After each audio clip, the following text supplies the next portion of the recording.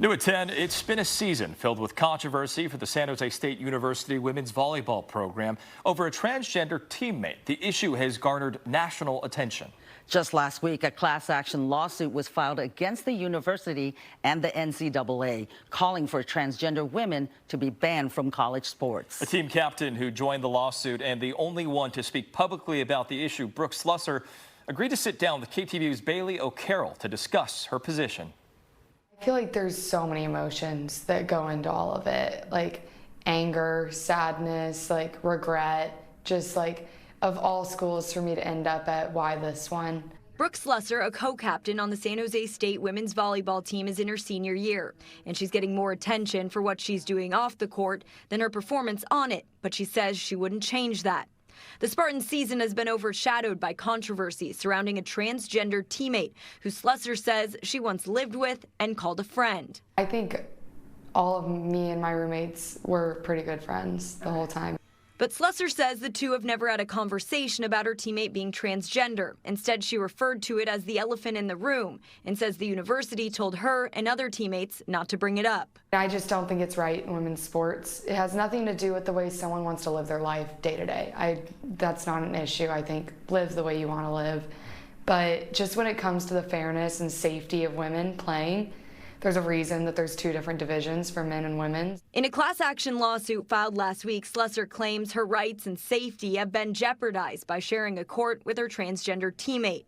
When asked about how and why she felt unsafe, Slusser said, "The height that the person can jump is so much higher, and honestly higher for a man. It's insane. And then the strength behind the ball when they're swinging is also just so much more powerful." But her transgender teammate's stats don't appear to give the Spartans a dramatic upper hand.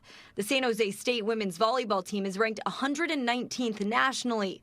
But nonetheless, Slusser claims safety is one of her top concerns. There's many times for multiple people all the time that we're having to try and dodge the balls that are coming straight at our face. And I've been hit multiple times by the balls, and I've had bruising on my legs just from trying to dodge it, and it catches my thigh, and I've had a bruise on my thigh for weeks.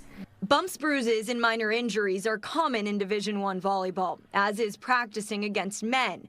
But when pressed, Slusser said she's never been injured to the point of coming off the court. In total, there are approximately 500,000 female athletes in the NCAA. Trans female athletes account for less than 50. This is an important conversation for us to have. Sid Ziegler, a co-founder of Outsports.com, an LGBTQ-focused publication, says it's a discussion that needs to be had. I've been running Outsports for 25 years. I've written about trans athletes over 2 decades before anyone was talking about it. For me, it's important for every athlete to have a path to inclusion. He added that in this particular case, the issue should not be with the San Jose State volleyball player, rather the governing bodies. This athlete is not the problem. If you have an issue with this athlete competing, your issue is with the NCAA and USA Volleyball. Bring it up with them. Since becoming the only member of the San Jose State women's volleyball team to speak out, Slusser has become the face of the controversy. This season, 6 teams have chosen to forfeit matches against the Spartans. I think the biggest issue is, one, it's not safe, like with what we've talked about.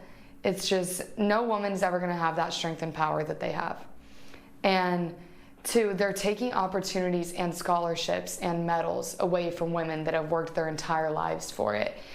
KTVU reached out to San Jose State University. They said they're unable to comment due to student privacy laws.